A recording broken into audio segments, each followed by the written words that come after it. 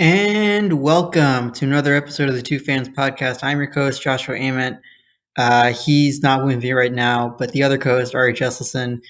This intro is being done after the episode because we decided at the end of this episode to split it into two parts. Part one was up yesterday, so go check that out if you haven't already, and enjoy part two. One place that I would like to see a team is in Albuquerque, New Mexico. I would rather have somewhere in Mexico, but I just saying to the U.S. It has a metro population. It only has a metro population of 929,000, but we've seen those games in Mexico and New Mexico that people go crazy for it. And while I do think that the Cardinals would be a better move just to take one state over, I think that having that in New Mexico could draw some Cardinals fans, could draw some fans from Mexico, and could draw friends from anywhere else. I mean, it's certainly an idea to have a team, of course. In Albuquerque, of course, I'm sure you would get a lot of support from statewide from Santa Fe too. As far as the just the size of Albuquerque itself, the metro is about 1.15 million people strong, making it ringing number 55 among metro areas in the U.S. That would be, that would be the second smallest city behind Green Bay, with any team. So it would be the smallest if it weren't an NFL team. But that would be interesting to see if a market that small could support it. I know they have a AAA team in the Isotopes, but that's about it. It's an idea. We've talked about before how some cities they'll have two, how some states will have two or three even sport teams, and just going to that idea, the Islanders. It doesn't make sense. They sit at the bottom of attendance year. I dropped my phone. That's my mic. It's fine. No scratches. Nothing cracked. Thank God. But going back to that, Islands are the bottom of the bottom in attendance year after year. What's a great city around that area in the Eastern population that would seem to have fit who loves their hockey? Hartford. Hartford has a metro area population of 1 million people. Just a little over a million people. They've been begging year after year to have Whalers back, and you can still see now the support for hockey in the Hartford area. Hartford, again, like when they're of course still those diehard Whalers fans who want to see hockey return to Connecticut. I will say, as someone who went to a school in Connecticut for 9 years. It was also, on the New York Connecticut border. So take from that what you will. That the Rangers seem to be the team there pretty solidly. But of course, people will still continue to dream to want it. I will say it's a little bit more realistic than a place like Albuquerque. It's only a metro area of 1.47 million strong, the 44th largest metro area in the U.S. So it, again, knowing the sport Hartford has for hockey, it's probably again doable. I don't know if the NHL would want to go through with it, with taking it out of New York into a much smaller market, but who knows? Yeah, and if a big issue would be that small market, what about a city like Indianapolis getting a hockey team? Obviously, you do have the Blue Jackets. You have the Blue Jackets, Red Wings, and Blackhawks. But outside of that, people want to go into Indianapolis, which already is a pretty big sports city and a sports state. You have the Cleveland baseball team, and you have the Indianapolis Colts. And just to get that population thing, they have a metro population of 1,800,000 people. You still have your big city in an area where people could still push in and go and willing to go to your place. As some fans around that area, let's say Kentucky, it will be an easier drive to go to Indianapolis rather than Tennessee for the most part. Of course. Yeah. And Indianapolis, not just, of course, Indianapolis teams don't necessarily just take support from Indianapolis. Of course, the whole state of Indiana, places like Fort Wayne and South Bend too. I think aside from Northwest Indiana, which is Chicago territory.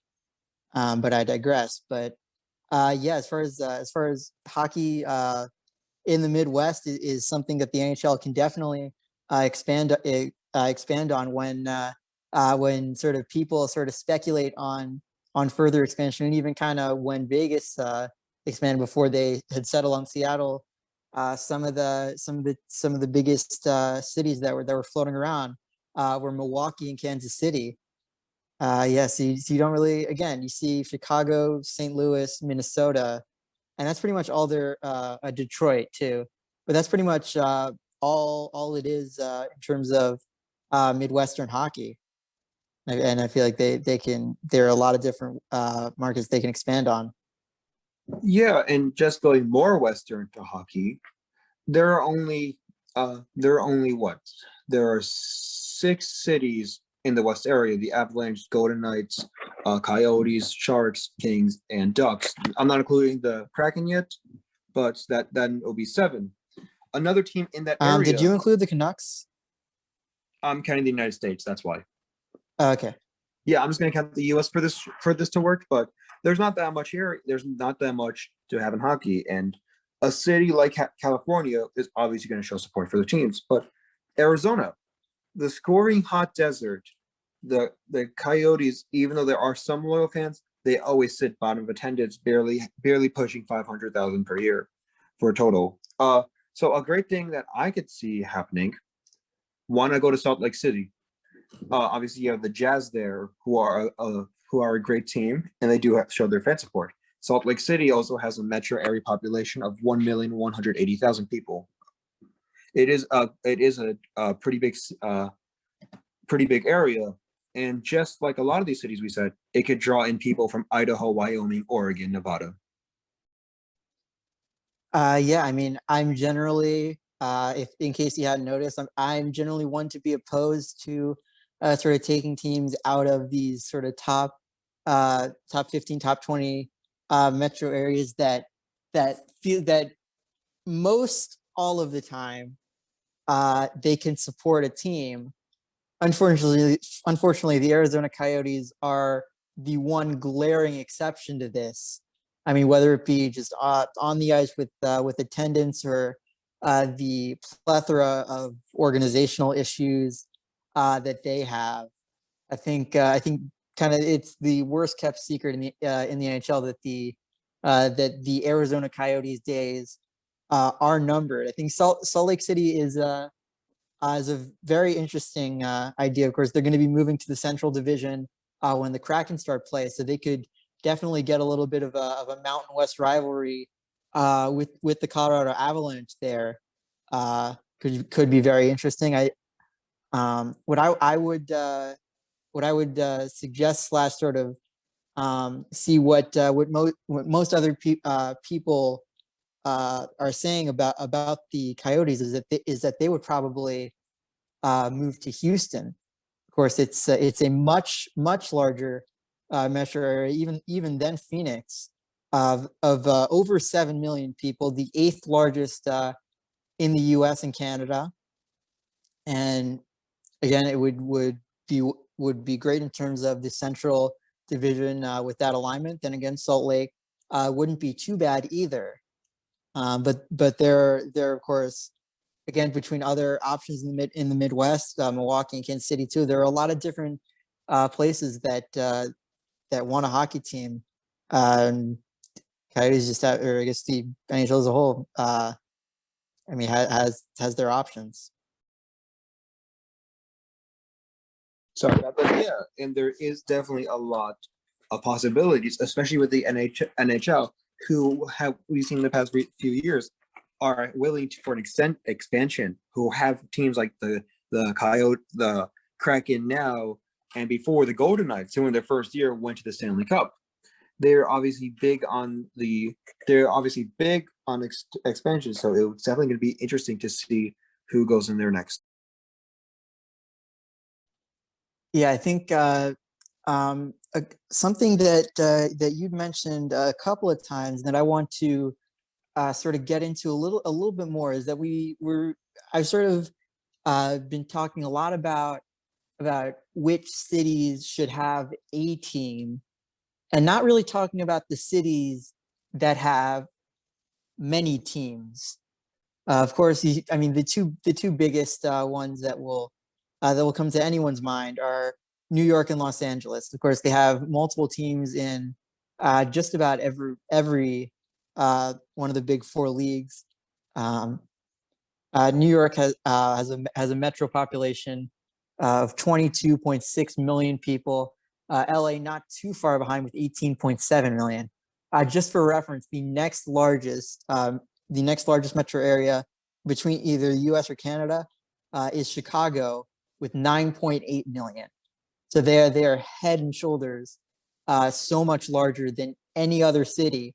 And as you can see that, like even if there's like a 50-50 split between the support just within the metro area, not including the surrounding area, if it's a 50-50 split, you're going to have about 10 million 10 million supporters each. I know not every single person in the metro area will support every single team, but that's the case for all of them. We're just talking about in terms of number of people, and assuming sort of fan support is generally consistent. Although it's not always consistent. Of course, there are more Yankees fans than Mets fans. There are more Ranger fans than Islander fans. So we'll say even if there's a 60-40 split between fan support for teams, the lowest sort of imaginable team support between the LA team that gets 40% of the fan support would still be about 7 million people, which would still make for the 10th large, which if that were a metro on its own, would be the 10th largest metro area between the US and Canada. That's still a big market team.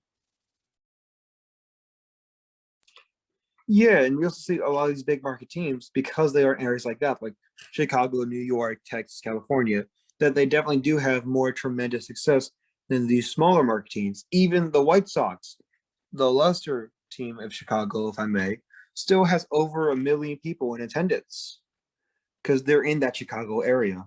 They are in that bigger market and are more plausible they are more likely to succeed. Yeah, and of course, I was just talking about New York and Los Angeles, the cities that can very clearly have two big market level teams. I think now you see with the Yankees and Mets, like the prime example that both teams are going to be spending big, not just now but also in the near future. I think some other sort of they're big markets, but not exactly to the extent that New York and LA are Chicago, Washington D.C., and the San Francisco Bay Area, which all have two Major League Baseball teams, but that's it. Nothing else. I think, with the one exception that DC has two football teams, Baltimore and the Team of Football. Again, with those.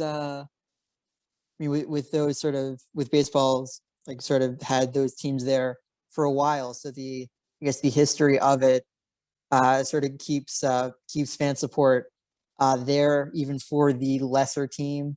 All three of those metro area sizes are around a little under 10 million, between 10 million and 9.5 million. Even when you have a 60-40 split there, the lowest sort of fan support size there would be about 3.8 million people in the metro, again, not including the surrounding area. That metro itself would still be 17th largest in the US, 19 if you include Canada. So it makes, by the numbers, some sort of sense to have some teams there, although it is also towards the bottom end of the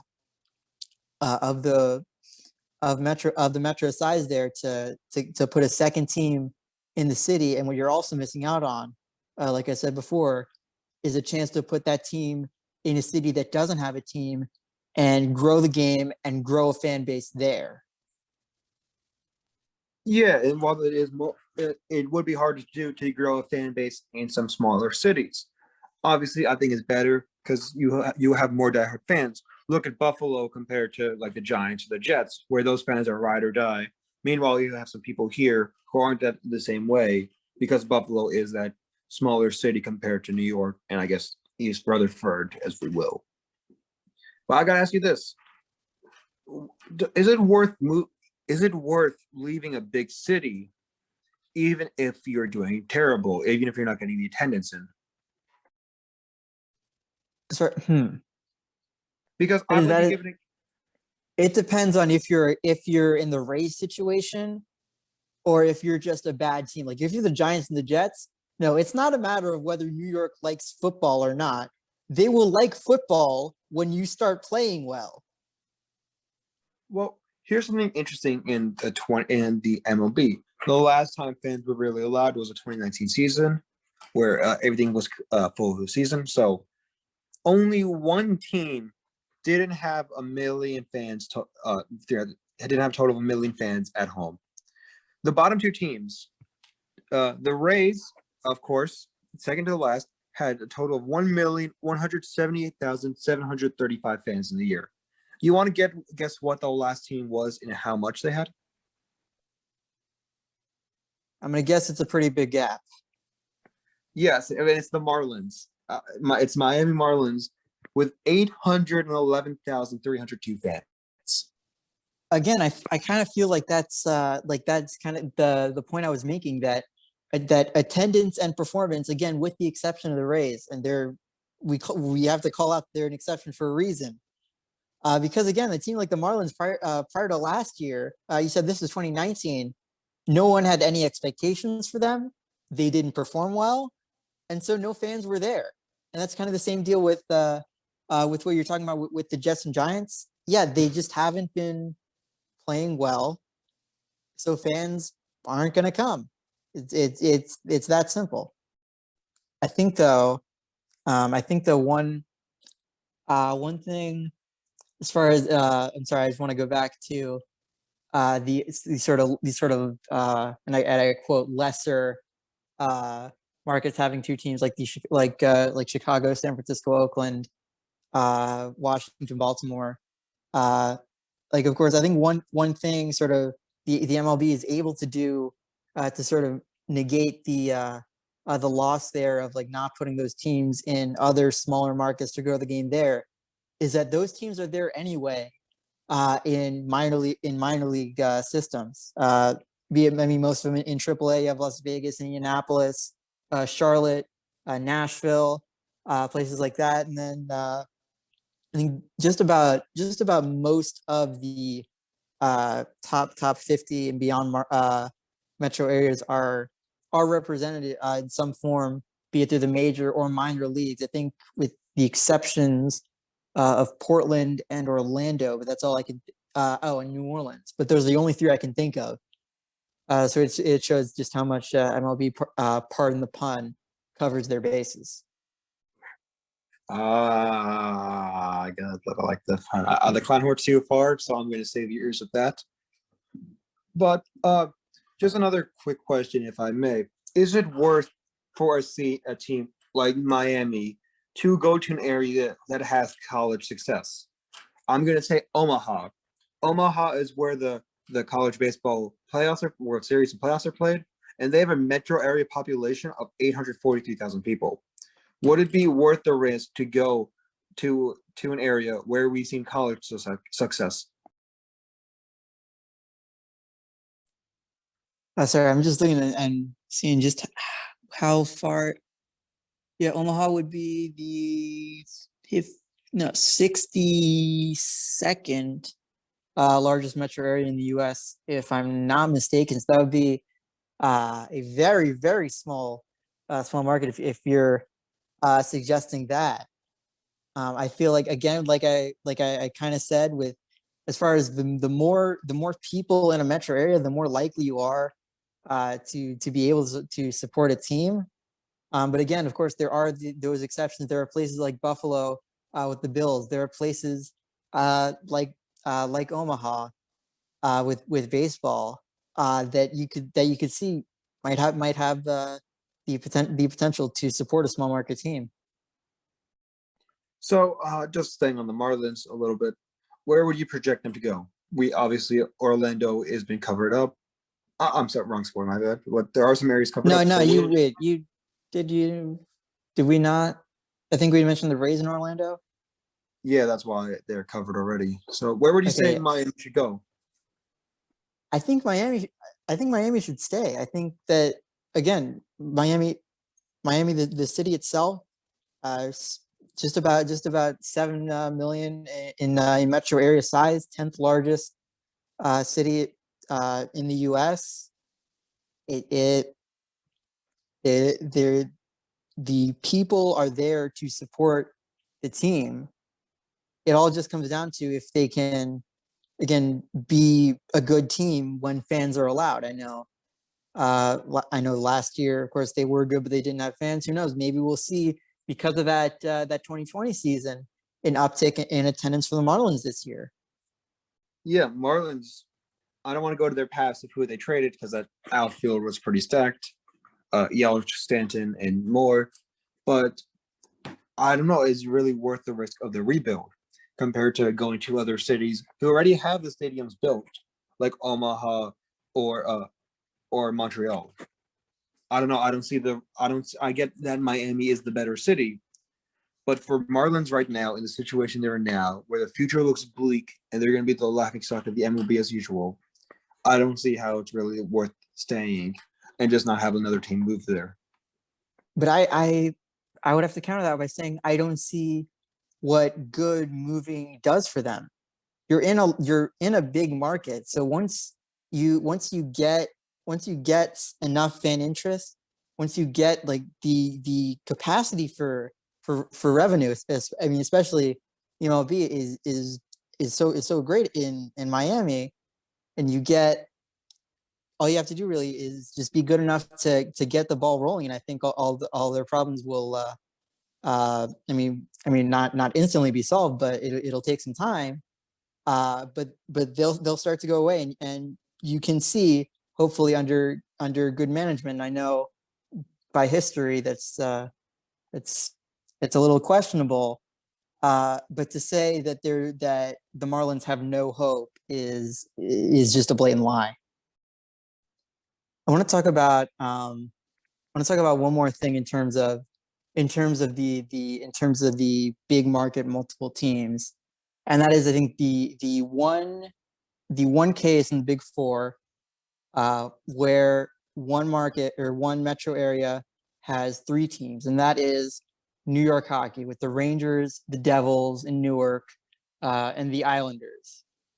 As far as I know I'd kind of use 60-40 splits as generally what you can expect from two teams in the same city.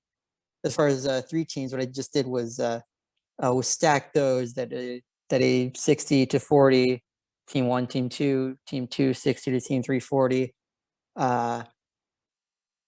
I'm sorry if you don't get the math, but the point is I got the math, and basically the just from that the lowest amount of support size or fan support size from that metro would come out to about 4 million people in the metro, which would be larger than one of a Chicago, DC type city with a second team.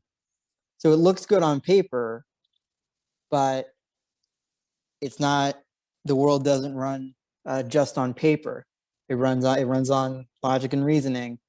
And some of the thing about adding a third team to a city is that you can't just create fans. There's only so much you can do to saturate the fan base and get them hyped up. If you already have a rivalry between two teams in one city, then what adding you already have that, and adding a third doesn't necessarily add the same dimension that adding the second team would.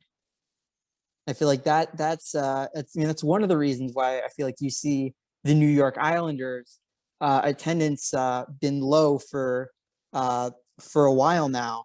I think another reason is one of the things that, at least in New York, what they're doing sort of to try to balance that a little more is spread them out within the metro area. Of course, the Devils in Newark, the Rangers in Manhattan MSG, and the Islanders on Long Island.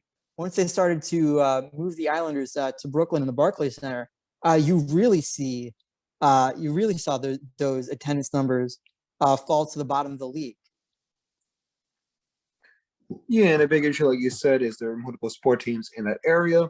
And while on paper that does look great to be multiple teams in a big market, everything on paper always looks to be better. So yeah, and I don't know. I feel like a lot of teams would always be stuck in that limbo when they're either in such a big market with multiple successful teams around them that they'll never build, or that they're just in a big market but can never have that significant push. I will say, however, well, for a lot of teams, it could work, like Mets and Yankees being in that big area, Dodgers and Angels, another one. For a lot of these teams, it really doesn't help. When you're stuck in a big market for the most part, and when you're as a mediocre to a below average team, it really doesn't help. Even at a successful team. I mean, look at the Chargers, who have bottom attendance, not as bottom attendance as most teams, but they aren't really big in attendance, despite them being multiple times having pretty decent pushes. Same with the Rams. Sometimes a big market doesn't always mean big success. Yeah, of course. Again, as there are rules, there are the exception every now and then. I think LA with football is the big one, which really I feel like is a little bit hypocritical when people start to say, the Raiders should have tried to move to LA. They would have had support. And you keep saying, like, wait, why are these teams moving to LA? LA won't support them. So why would they? I mean, I know the history with the Raiders, but that's more than 30 years old now. Yeah, even just for more recent history, look at the Rams, who did have pretty decent support in St. Louis, but did drive to a bigger market in LA. And as we've seen, it really hasn't panned out for the best. Yeah, of course not. And again, there's a reason why teams now, like whenever people will talk about NFL relocation, again, aside from the Jaguars, because they get a new candidate city every other year. But the sort of big three that come up are St. Louis, San Diego, Oakland, the places that those teams grew their sport in and then left. And the support is still there. If you saw the XFL, the St. Louis Battlehawks, and the AAF, the San Diego Fleet, the support was there. It was strong. And again, while I will talk about sort of metro size and how important that is, it is not the only factor. Definitely, there's a lot to make a successful team, and there's a lot to make a team in a successful team in a successful area. And it is even so much more difficult for enough of those teams, successful teams in the successful areas, to make a successful league as a whole.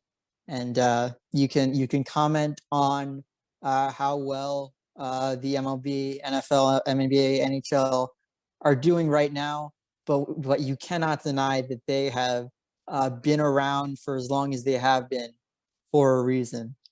And with that, I think this is a good enough time to end the episode on. Although I will say we've been recording for over an hour.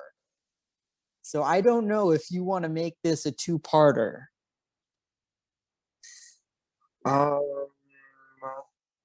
Yeah, I think this should be a two-parter.